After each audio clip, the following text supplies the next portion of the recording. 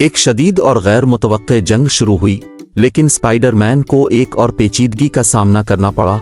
New York city में Spiderman Peter Parker रात को अपनी मामूल के मुताबिक छतों पर भाग रहे थे जब अचानक एक खौफनाक खामोशी ने इलाके को लपेट में ले लिया। शहर का जाना पहचाना शोर खत्म हो गया और पीटर को ऐसा लगा जैसे कोई बड़ी तबाही आने वाली है। उसके सीने में एक भारी एहसास था, जैसे उफ़क़ पर कोई यादगार चीज मौजूद हो। जल्दी से स्पाइडरमैन ने अपनी स्पाइडर सेंस को इस्तेमाल करने की कोशिश की, लेकिन कुछ भी गलत नहीं लगा। उसने सोचा कि क्या हो सकता है जब उसकी आंखों ने आसमान में एक अजीब सी रोशनी को देखा। ये रोशनी किसी अजनबी कुव्वत का इशारा थी और स्पाइडरमैन जानता था कि ये कोई मामूली वाकया नहीं था।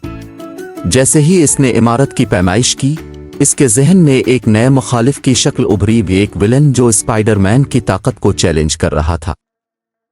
एक शदीद और गैर मुतवक्के जंग शुरू हुई, लेकिन स्पाइडरमैन को एक और पेचीदगी का सामना करना पड़ा। उसने अपनी तवानाई और ताकत को कम होता हुआ महसूस किया, जिसने एक नया चैलेंज पेश किया।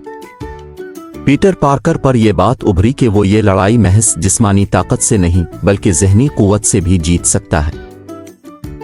उसने अपने आप को पुरसुकून किया, अपना दिमाग तेज किया और दुश्मन के जाल में फंसने के बजाय खुद दुश्मन को फंसा लिया।